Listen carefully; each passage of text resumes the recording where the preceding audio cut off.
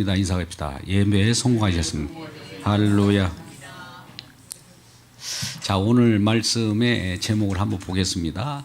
하나님의 일인가 사람의 일인가. 하나님의 일이 있고 사람의 일이 있다는 것이겠죠. 성경은 그렇게 말씀합니다. 오늘 베드로라고 하는 예수님의 수제자가 있어요. 얼마나 3년이라고 하는 공생의 기간 동안에 많은 교육을 받고 천국에 관한 내용과 또 주님께서 주시고자 하는 말씀을 통해서 얼마나 교육을 많이 받았겠습니까? 우리가 교육을 받으면 뭔가 결과가 있어야 될 거 아니겠어요? 그런데 베드로가 수제자라고 하지만 그럼에도 불구하고 하나님의 뜻을 알지 못했어요. 하나님의 일에 대해서 오해를 했습니다. 사람의 일을 가지고 하나님의 일인 양 내세웠던 거예요. 우리는 베드로의 신앙 고백을 많이 얘기합니다. 우리도 지금 처음에 신앙 고백을 로부터 예배가 시작되는데 마태복음 16장 16절을 보면 베드로가 주는 그리스도이시오 살아계신 하나님의 아들이시니다. 예수님에 대한 정확한 표현을 했어요. 주님께서는 그리스도이시다. 기름 부음 받은 자다. 구원자다. 왕이다. 제사장이다. 이런 표현은 제대로 했단 말이죠. 그리고 하나님의 아들이다. 하나님의 아들이라고 하니까 하나님보다 좀 아들은 아버지에 비해서 낮은 자인가 이런 생각을 갖게 되는데 히브리 개념은 아버지나 아들이나 동등이에요. 우리가 아버지하고 가부장적 세계 속에 살아가는 저와 여러분은 아버지가 높고 아들은 낮을 거야. 항상 이런 생각을 갖게 되는 거예요. 이게 선입관이라고 그래요. 근데 우리가 성경 속에 보면 예수 그리스도를 앞장세웁니다. 예수 그리스도를 아버지도 예수 그리스도를 앞장세워요. 성령 하나님도 예수 그리스도를 앞장세웁니다. 예수 그리스도를 영화롭게 하는 것이 아버지를 영화롭게 하는 것이고 성령을 영화롭게 한다고 분명하게 말씀하셔요. 이 세상을 창조하기 전부터 그렇게 약속을 했어요.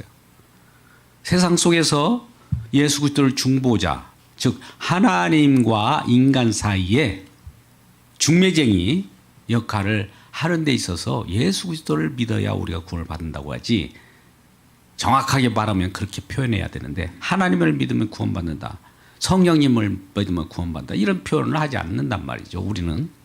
근데 보편 세계 속에서 일반 종교들은 최고이신 하나님, 최고이신 하늘님, 최고이신 알라, 최고이신 무슨 어떤 절대신을 믿으면 구원받는다고 하거든요. 그건 누구라도 생각할 수 있는 거예요. 그건 생각 속의 하나님이거든요. 근데 실제로 하나님이 저와 여러분이 찾아오신 하나님이 계시단 말이에요. 그가 예수 그리스도예요. 하나님의 아들로 찾아옵니다. 근데 하나님의 아들로 찾아오니까 아버지와 아들은 하나이거든 사실. 그 가운데 우리가 예수를 믿을 때 아버지를 믿는 것이 되는 거예요. 근데 하나님의 일을 우리가 이제 오늘 베드로를 통해서 파악하게 되는데, 주는 그리스도시요 하나님의 아들이라고 하는 예수님에 대해서 평가를 잘 했단 말이죠. 그런 고백을 했어요. 그러니까 예수님께서 칭찬을 합니다. 바요나 시몬아 내게 복이 있다. 그렇게 고백을 하니까 그 고백을 하게 하시는 이는 하늘에 계신 아버지다. 아무나 가르쳐 주는 것이 아니라 인간이 생각해서 나오는 것도 아니고 또 인간이 연구에서 나오는 것도 아니고 공부에서 나오는 것도 아니고 노력해서 나온 것도 아닌데 누군가가 가르쳐 줬다는 거죠. 외부에서 가르쳐 준 거예요. 신앙은요, 우리 스스로 우리 자체적으로 뭐가 나와서 내가 믿습니다 이런 것도 아니고 외부에서 누가 개입되어 와야 돼요. 외부에서 믿음이 들어와야 됩니다. 외부에서 선물로 뭔가 와야 돼요. 그걸 은혜라고 합니다. 그래서 이 아버지께서 너로 하여금 알게 하는 것이지 네 능력으로 그걸 알 수는 없었다. 주는 그리스도이시오 살아계신 하나님의 아들이시라는 이 고백이, 그러니까 이 외부에서 너에게 그런 고백을 하는 고로 너는 복받은 자다. 이 바요나 시모나 이런 말이에요. 바요나 이 말이 복받은 자다 이런 얘기. 그랬는데 이런 복을 받았다고 칭찬을 받고 베드로가 이제 좀 의기양양했을 거 아니겠어요? 예수님께서 나를 인정해 줬네. 이제 그런 인정을 받은 베드로 입장에서는 그와 같이 의기양양하고 마음이 고양된 마음 속에서 이제 이렇게 있는 거예요. 근데 예수님이 이제 이러한 이 베드로의 그 마음을 이제 새롭게 만들어 갑니다.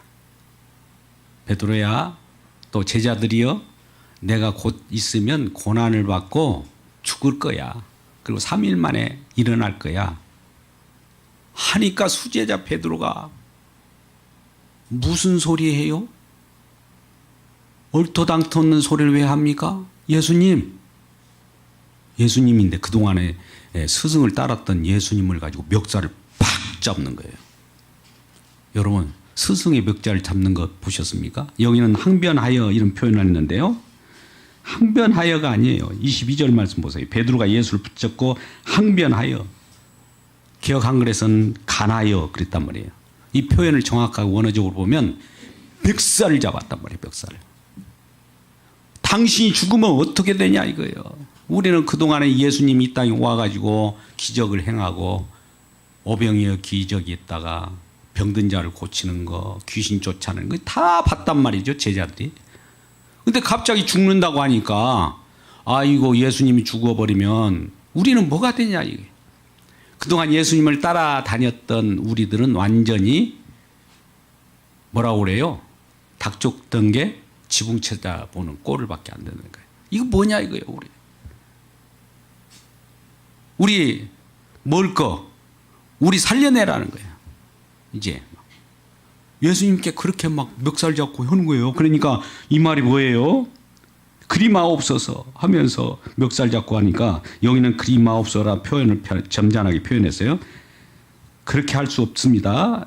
그렇게 하지 말아요 하면서 이 일은 결코 당신에게 주님이셔 당신에게 미칠 수가 없어요. 이럴 수가 없어요. 이렇게 아예 얘기하는 거예요.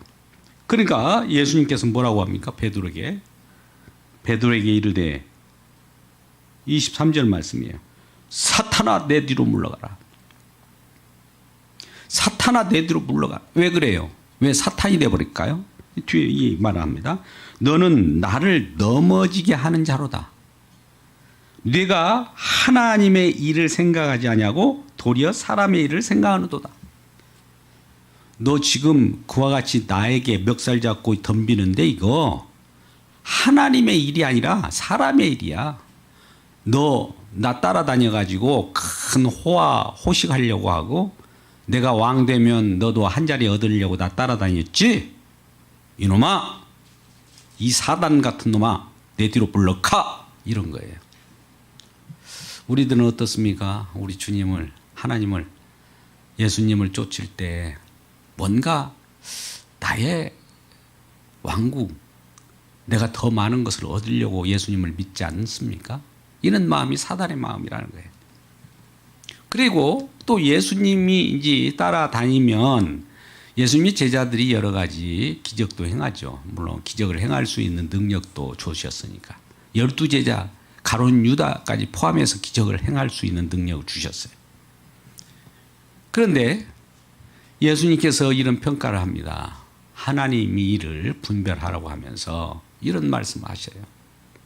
마지막 때 이제 마태복음 7장 21절에 23절 말씀입니다만은 너희가 주여 주여 하는 자마다 다 하나님 나라 천국에 들어갈 수 없다.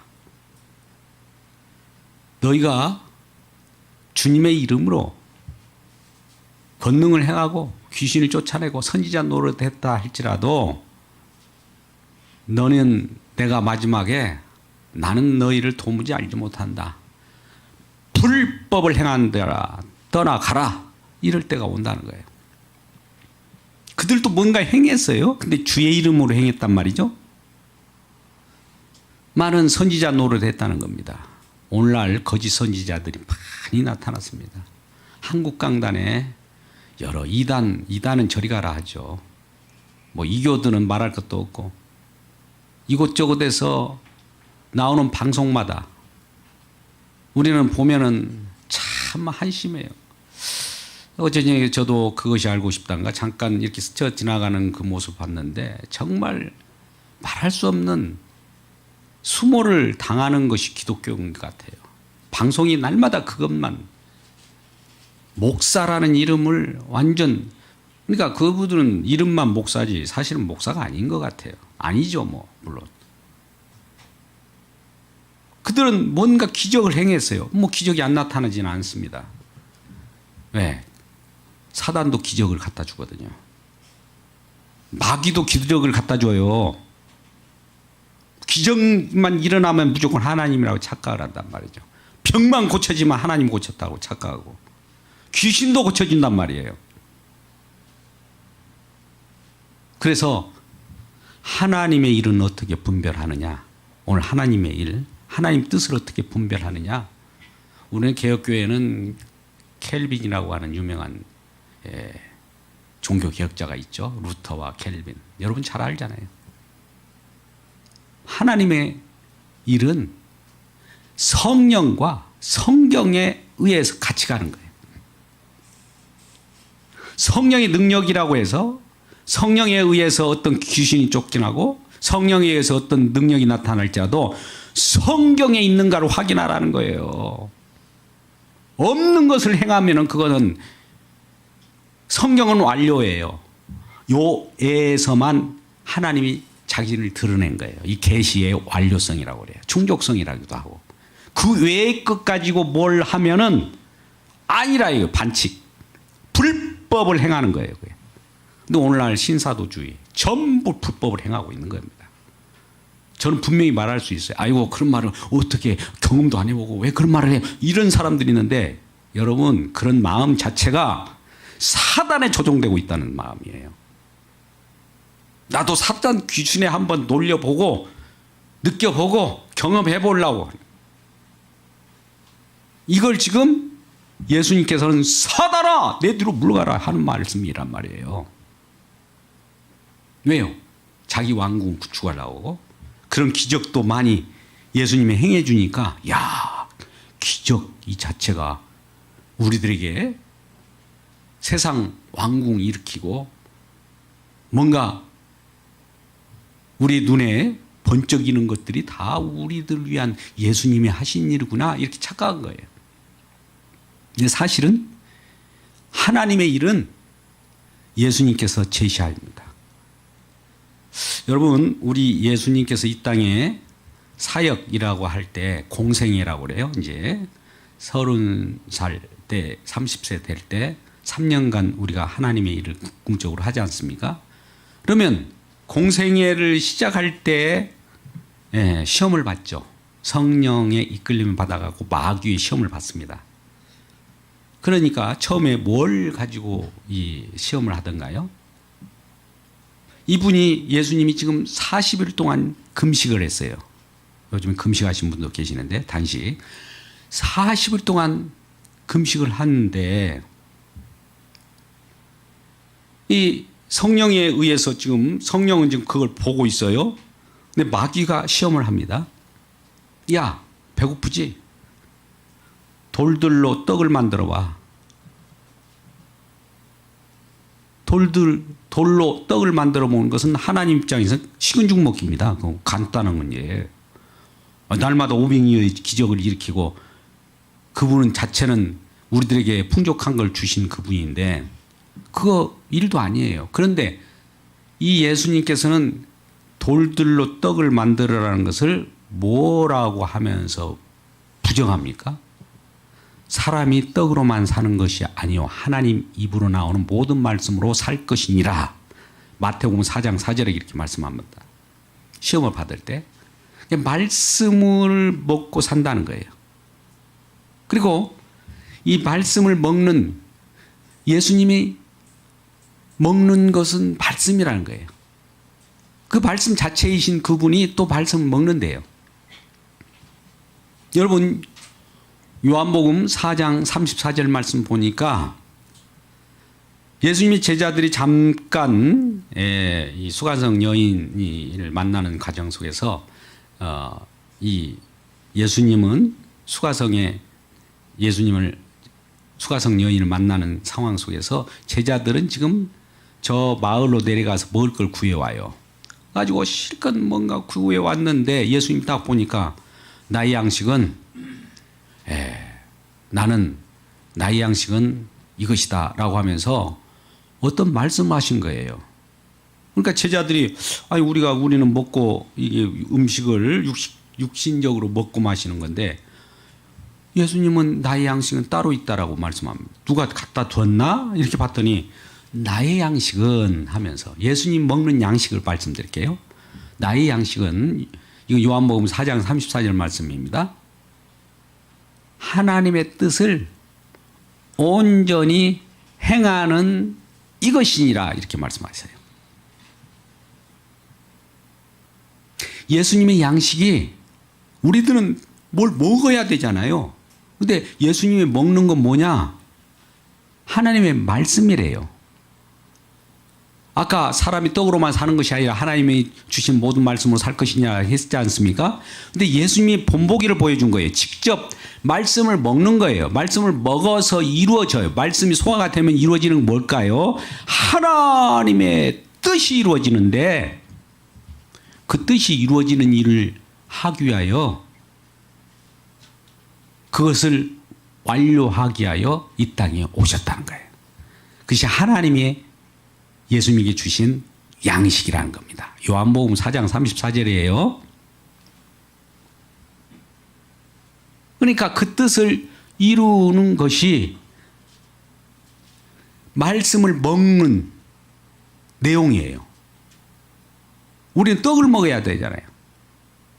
쉽게 말하면 무엇을 먹을까, 무엇을 입을까, 무엇을 취할까 이런 생각을 가지고 이 땅을 이리저리 방황하면서 눈을 이리저리 돌리고 다니는데 예수님은 말씀을 먹는 거, 말씀을 취하는 거, 그 말씀을 하나님의 말씀으로 알고 그 말씀을 다 이루는 내용이 궁극적으로 예수님께서 고난을 받으시고 십자가에서 죽는 것이에요. 이게 하나님 뜻이에요. 그러면 이 구약 이스라엘 백성들 그들의 입장에서는 하나님은 죽는 하나님이 상상을 못 하거든요. 우리도 그렇잖아요. 하나님 어떻게 죽어요? 이스라엘 백성도 우리를 대표해서 그런 고백을 하는 거예요. 하나님은 어떻게 죽는 하나님이 있냐? 근데 예수님이 나는 고난을 받고 죽어야 된다는 거예요. 하나님이신데, 하나님 아들이시니까 하나님이잖아요. 이거 있을 수가 있나요? 근데 그렇게 하겠다는 거예요. 그것이 하나님 뜻이랍니다. 그걸 이루어야 된다는 거예요. 오늘 이 시간에도 우리가 하나님이 죽을 수가 없어 이렇게 생각하는 분들이 계시다면 이 시간 성령을 받고 하나님의 은혜 가운데 들어오시기를 주의 이름으로 축복합니다. 그는 죽으실 뿐만 아니라 다시 사셔요. 요한복음 18장에 나옵니다. 하나님이 그렇게 계획하셨어요. 그러니까 그 길, 하나님의 전철, 어떻게 하기로 결정된 것대로 행해요. 약속한 대로 행해주는 것이 하나님의 뜻을 행한다고 한 거예요. 하나님은 그렇게 어떤 계획을 하고 나는 이렇게 하겠다라고 약속했는데 약속한 것을 분명히 행해야 하나님은 약속에 전능하신 분이에요. 약속의 말씀이 성경이에요. 성경에만 전능해요. 성경 외에 전능하는 것은 사단이 하는 거예요. 그래서 하나님의 일과 사람의 일을 우리가 어떻게 분별을 하느냐? 이스라엘 백성들은 그럼에도 불구하고 바리새인들과 서기관들은 하나님의 말씀은 그래도 더 바벨론 포로에서 다시 귀환해 가지고 더 율법을 더 강화시켜서 말씀을 실천하자.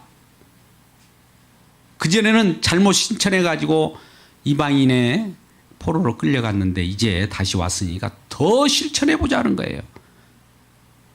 여러분 과연 그런 마음은 이해를 갑니다마는 안 되는 건 안 되는 것이에요. 그래서 이 말씀 실천하는 것들이 바리새인 운동이라고 합니다. 예수님이 그들을 칭찬했을까요? 화 있을진저 바리새인과 서기관들이여, 이렇게 말씀하신단 말이죠. 말씀을 보고 말씀을 지키려고 열심히 정말 한 구절 한 구절 예외 없이 지키려고 하는 자들에게 예수님이 하시는 말씀, 화 있을진저, 그렇게 말씀한단 말이죠. 그러면 우리도 놀라잖아요. 이거 무슨 말이야? 말씀 줘놓고 말씀 지키라고 준 거 아닌가? 여러분, 하나님이 이 말씀 우리에게 지키라고 주신 것이 하나님 말씀이죠. 대답을 못 하시네. 예, 답이 있어요. 우리 요한복음 6장 29절 말씀을 한번 펴보세요. 요한복음 6장 29절 말씀. 하나님의 일이 무엇인가? 스크린도 좀 띄워주시면 좋겠네요. 뒤에 요한복음 6장 29절 말씀 한번 읽어볼까요? 시작. 예수께서 대답하여 이르시되 하나님께서 보내신 이를 믿는 것이 하나님의 일이니라. 여러분, 우리 생각하고 달라요. 우리는 뭔가 덤비려고 해요. 무슨 일을 주면은 행동이 앞서려고 그래요. 근데 이 성경에 하나님의, 우리가 하나님과 관계 속에는 믿음이라고 하는 것이 중요해요. 예수 믿고 구원받고, 예수 믿고 축복받고, 예수 믿고 하나님의 은혜대로 살아가라고 하는 것이 하나님의 뜻인데, 우리는 뭔가 하나님의 일을 직접 해보려고 한단 말이죠. 하나님의 일은 하나님 뜻을 이루어야 돼요. 하나님 뜻을 이루는 건 뭡니까? 십자가에서 최종적으로 못 박아 죽고 부활해야 돼요. 이 세상에 그런 인간이 있습니까? 또 그 분은 죄가 없으셔야 돼요. 왜? 인간의 죄를 담당해야 되고 대신 그 죄를 뒤집어 쓰고 형벌을 받아야 하기 때문에. 그러니까 그분은 하늘에서 내려와야 돼요. 하늘에서만 의인이 이 땅에 내려와요. 그분이 예수 그리스도죠. 이 땅에서는 다 죄인들만 있는 거예요. 의인이 이 땅에 내려오셔서 죄인된 우리들의 죄를 그에게 이렇게 전가 덮어 씌웁니다. 그리고 그가 세례를 받음으로 죄를 전가받아서 결과적으로 십자가의 길을 가가지고 우리 모든 죄, 우리와 허물과 죄로 죽음이 또 사망이 왔던 모든 것들 걷어 안고 십자가에서 대신 형벌을 받아버려요. 대신 죽어요. 근데 이렇게 하나님이 예수님으로 통하여 죽는다 할 때 어떻게 하나님이 죽을 수 있을까? 예, 이게 하나님의 비밀이고 복음인 거예요. 우리 때문에 죽는 거예요. 사실은 예수님이 무슨 죄를 졌습니까?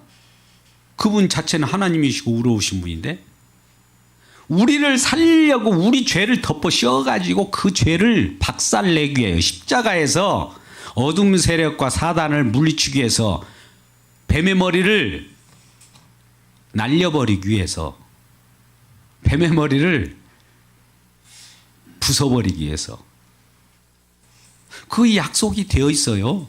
창세기 3장 15절에. 그 말씀을 실천하고 그 말씀을 이루실 분이 예수라는 거예요. 우리가 하는 거 아니에요. 어느 날 문경에 십자가를 지신 어떤 인간이 나타났대요. 문경인가 무슨 사건이 있는 것 같아요.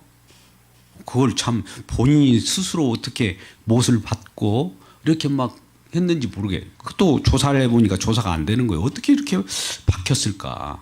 그래서 죽었는데 말이에요. 누군가 박아줬잖나.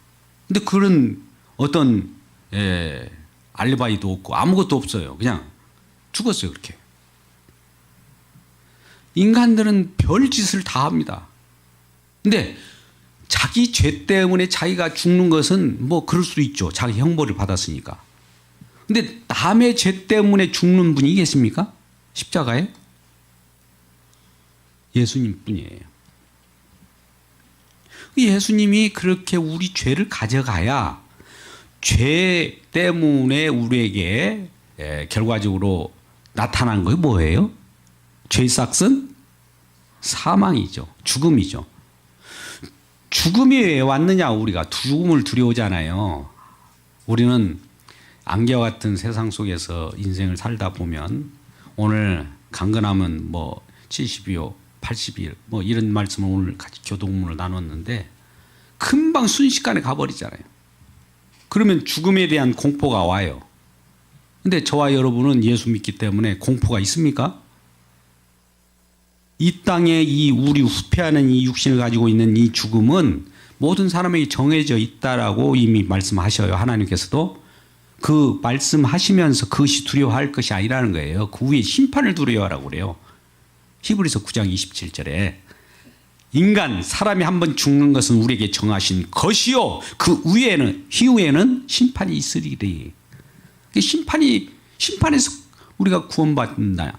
심판은 영원히 불못에 빠지냐 이 차이밖에 없는 거예요. 그러면 우리 모든 인간의 이 땅에 오고 왔던 세대 또 앞으로도 오고 오는 세대 또 현재 세대가 다 죽어요. 여기서 잠깐 안 죽은 사람 있는 과거에 왔는데 지금까지 안 죽은 사람 있는지 한번 보세요. 교주들 안 죽는다고 지금 그러잖아요. 이단들. 권력들 다 죽어요. 지금 뽐내는 여러 국제 정세를 한번 바라보세요. 대단한 제국들 있잖아요. 패권 국가들. 또 언젠가는 쇠해 갑니다. 이전에는 안 그랬나요? 옛날 바벨론, 메데파사, 로마, 헬라 제국들이 한순간에 무너졌잖아요. 로마라고 하는 것을 우리가 생각해 보자고요. 로마 병정이 철저하게 그때는 법은 로마에서부터 법이 나오잖아요. 길도 로마로 통한다고 그러잖아요. 얼마나 완벽한지 모릅니다. 근데 그것도 다 무너졌어요. 인간들이 모든 꿈이 있는 이 세상, 요즘에 빠른 세상, 좀 더 빠르게, 좀 더 편안하게 이런 캐치프레이즈를 가지고 우리가 살아가고 있는데 이런 것들도 다 무너져요. 다 사라져요. 이 문명의 이 혜택을 보니까 좋아, 막 즐겨하고 요즘에 뭐 이 젊은이들 다 난리잖아요. 그것도 어떻게 나중에 보면 지나가요, 안 지나가요? 다 지나가요. 부질없는 짓이에요, 사실 알고 보면. 그들에도 그렇게 지나가면서 주어진 건 뭐냐? 죽음이에요, 죽음. 사망이에요. 여기에 누가 능력 있는 자가 사망에서 극복할 자 있습니까? 진시황이요? 징기스칸이? 이순신? 오늘날 누구 힘센 자? 아무도 없어요. 죽음 앞에서는 모두가 푸르륵 뜹니다. 근데 이 죽음을 죽이는 사건이 일어났어요. 여러분 잘 보세요. 죽음을 죽여버려요. 죄 때문에 죽음이 왔는데 죽음을 죽이는 사건은 죄를 처리하면 죽음이 사라집니다. 할렐루야. 이 예수 믿는 거예요, 이게. 근데 세상 사람들은 아이고 그게 뭐 미련한 것 같네. 미련한 것이라고 세상 사람들이 이렇게 볼 때 하나님은 그걸 보고 크게 웃으셔요. 아무리 가도 인간보다는 하나님이 지혜가 더 큰 거 아니겠습니까? 인간이 아무리 이렇게 저렇게 자기 나름대로 잣대를 가지고 아무리 생각한다 할지라도 하나님의 낮은 것보다는 아무것도 아닌 거죠. 그러니까 하나님께 계획해서 우리에게 모든 인간이 이 땅에 태어나서 죽게 했단 말이에요. 죽으면 육신적인 죽은 한 번 죽는 것은 그것으로 우리에게 모든 걸 정해 있는데 그 위에는 심판이 있고 구원받을 자가 생긴다는데 우리 예수 믿는 사람은 죽음으로부터 시작하는 거예요.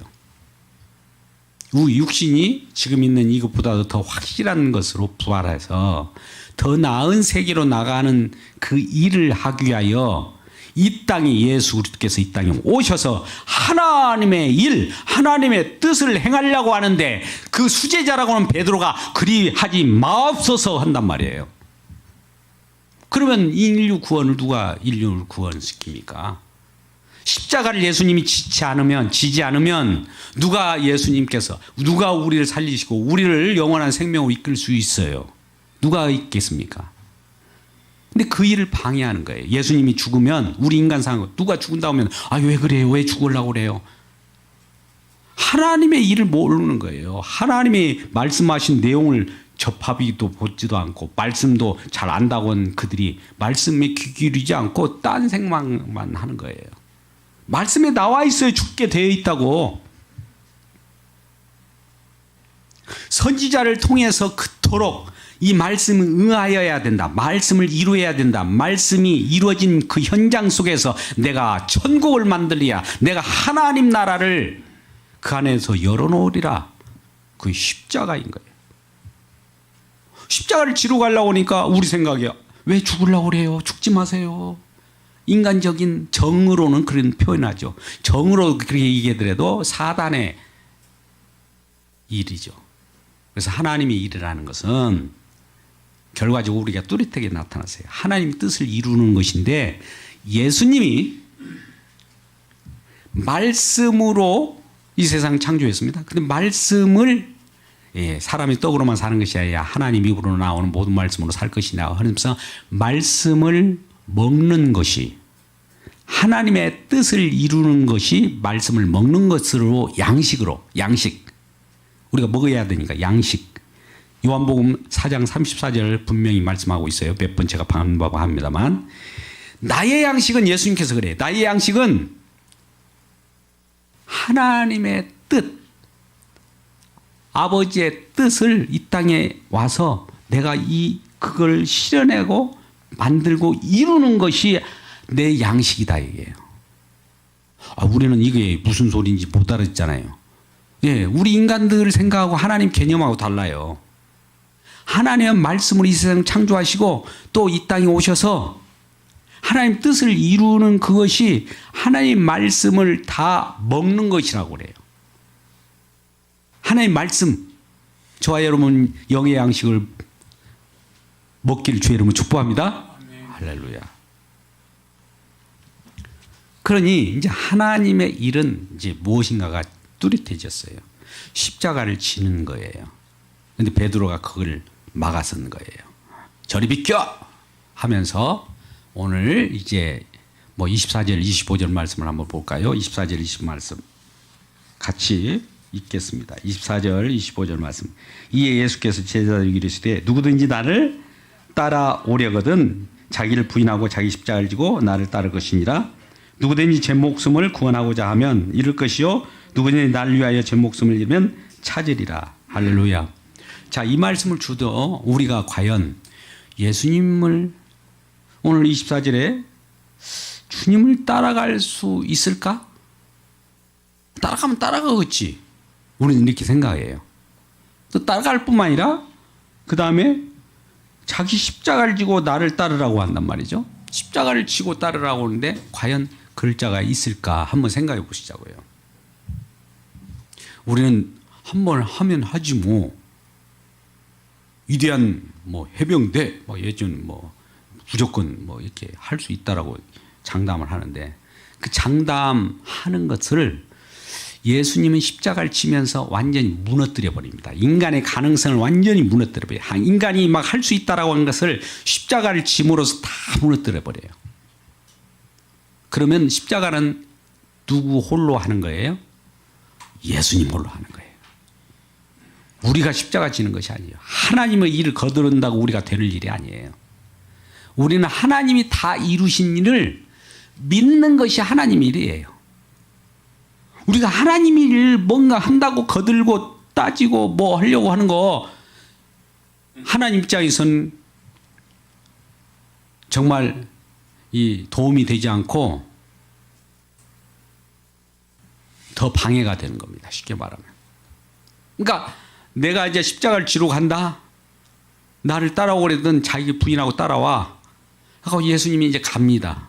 대제사장들과 관원들과 이런 종교 지도자들과 세상 로마 병정과 이런 속에서 예수님이 십자가에 못 박혀 죽으시러 가는데 아니나 다를까 수지자들 예수님의 제자들이 따라가는 것 같았는데 예수님을 나는 누구든지 뭐 몰라도 나는 목숨을 걸고 예수님 따라가겠다고 한 예수님을 따라가겠다고는 예수님의 수제자인 베드로가 어땠어요?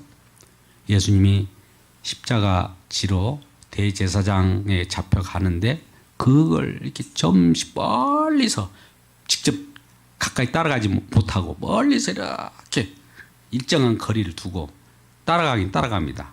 그때마다 추궁해요. 어떤 여인이 추궁합니다. 어떤 사람들이 추궁합니다. 어떤 사람들이 추궁합니다. 너도 예수와 같이 있던 같은 도당이지? 그러니까 아니야. 이렇게 3번씩이나 마지막에는 어떻게 하니? 나 예수 그따운 인물 몰라? 하면서 저주하면서 부인하면서 도망갔어요. 그럼 예수님의 십자가를 질 수 있는 사람이 있을까요? 없을까요? 없는 것을 분명히 하기 위해서 예수님은 십자가로 간 거예요. 자, 모든 인간들은 나를 따라올 자가 없다. 뭐 도움될 사람이 없다.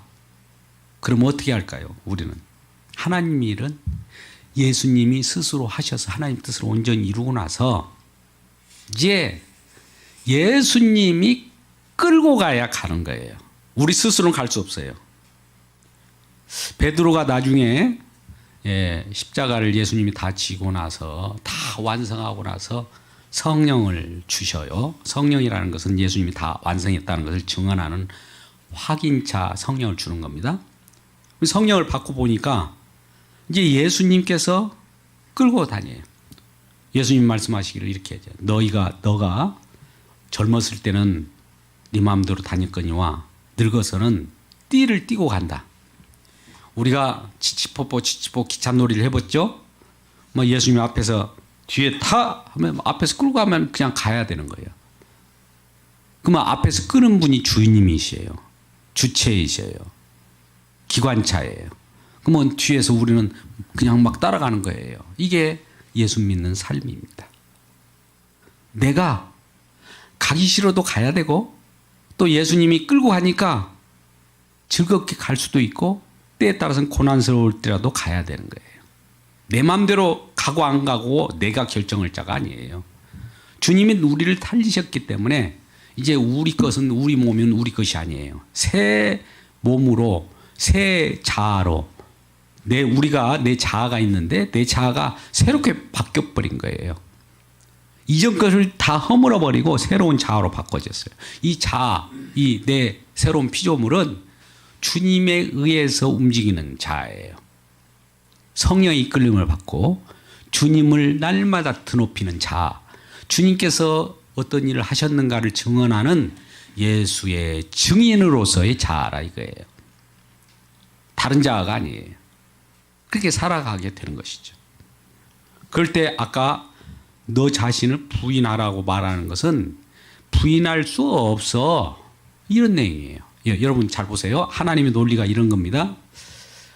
하나님의 말씀은 저에게 줍니다. 이걸 주실 때 소통의 방법이 2가지가 있어요. 이것이야 라고 하는 방법이 있고 이것이 아니야 라는 방법이 있어요. 이것이야 라고 할 때 이것이구나 이렇게 보면서 이것인 줄 알죠. 이것이야 아니야 라고 하면 우리가 이것이 아니네 라 알아야 될 거 아니에요. 우리에게 하나님께서 진정한 표적이 뭘까요? 진정한 궁극적인 표적은 십자가잖아요. 십자가를 진정한 표적이라고 할 때 표적과 비슷한 기적을 줘요. 병 고치는 것도 기적이죠. 오병이어도 기적이죠. 귀신 쫓아내는 것도 기적이죠. 이걸 통해서 저 표적을 바라보러 갈 때 이 기적을 내놓으면서 이거 아니야 라고 하면서 기적을 줘요. 근데 그것을 팍 붙잡아 가지고 저 표적을 바라보지 못하는 자들이 기적을 체험하면서 주여 주의 이름으로 내가 선지자 노릇하고 이것 저것 귀신을 쫓아내고 뭐 권능을 행한나이다 할 때 불법을 행하는 자가 되는 거예요. 그러니까 자 보세요. 이것이 아니야 라고 할 때도 뭔가를 제시해요. 이것이야 할 때도 제 얘기예요. 그러니까 십자가를 지고 나를 따르라 하니까 너는 따를 수 없어 라고 하면서 주는 거예요. 그 다음 말도 마찬가지예요. 하나님 말씀이 대부분이 그렇게 소통을 해요. 소통 방법이 우리는 이것이야만 있잖아요. 이것이야. 이거야. 이거. 이것이 아니야 라고는 소통이 안 되잖아요. 근데 하나님 말씀은 이것이 아니야도 소통이 되고 이것이야도 소통이 된다니까요. 자, 우리 이어서 26절부터 28절까지 말씀. 사람이 온 천하를 얻고도 자기 목숨을 잃으면 무엇이 유익하리요? 사람이 무엇을 주고 제 목숨을 바꾸겠느냐? 인자가 하나님의 영광으로 그 천사들과 함께 오리니 그때에 각 사람이 행한 대로 갚으리라. 진실로 너희에게 이르노니 여기 서 있는 사람 중에 죽기 전에 인자가 그 왕권을 가지고 오는 것을 볼 자도 있느니라. 자, 왕권이라고 하는 주권이에요. 하나님의 어떤 큰 권능을 행하려고 오는데 예수 믿는 저와 여러분과 함께 왕노릇 한답니다. 근데 왕노릇이 희귀해요. 우리는 왕노릇 하면은 뭔가 지배를 하잖아요. 지배하는 방법인데 특이하게 지배를 해요. 우리 로마서 5장 20절 말씀 한번 볼까요? 죄가 많은 곳에 은혜가 많대요. 죄가 많은 곳에 은혜가 많대요. 그러면 우리는 죄가 많이 지어야 되네 이런 뜻이 아니에요. 우리는 본래 그대로 상태인데 죄가 많이 느껴져요. 그러면 은혜가 많이 느껴지는 거예요. 그러면서 뭐라고 말씀하면 그 다음 구절 보세요. 방금 5장 20절 말씀 보면 이런 얘기를 해요. 죄가 사망 안에서 왕노릇한 것 같이 이제 우리도 왕노릇 해야 할 거 아니겠어요. 왕노릇이 뭐냐? 은혜도 또한 의로 말미암아 왕노릇하여. 왕노릇이 뭐냐면은 주님의 은혜로 사는 것이 왕노릇이답니다. 할렐루야. 옆분에 인사합시다. 주님의 은혜로 사는 것이 왕노릇입니다. 인사하겠습니다. 시작. 주님의 은혜로 사는 것이 왕노릇입니다. 예. 왕노릇이 뭔가 막 우리는 남을 지배하고 눌러버리고 이렇게 생각하는데 주님의 은혜 가운데 그 안에서 같이 주님과 더불어서 은혜의 그 왕국에서 그냥 같이 주님과 더불어서 통치하는 것을 왕노릇이라고 그래요.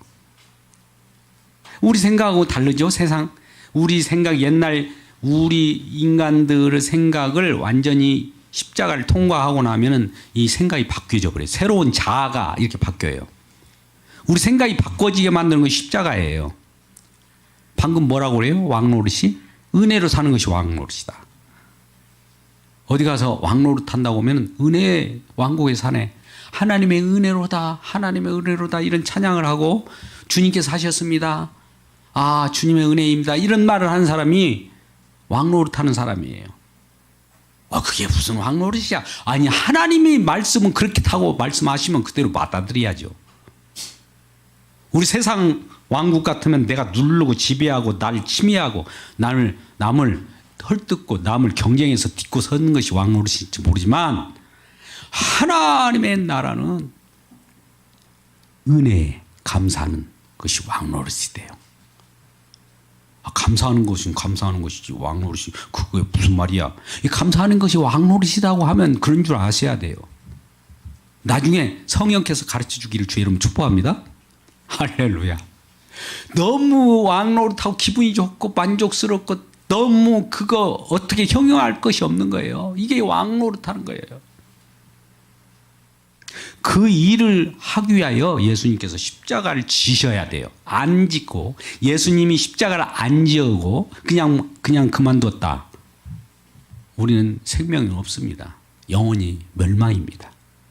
인간은 희망이 없어요. 이 땅을 창조하는 그 목적도 다 부서져 버려요.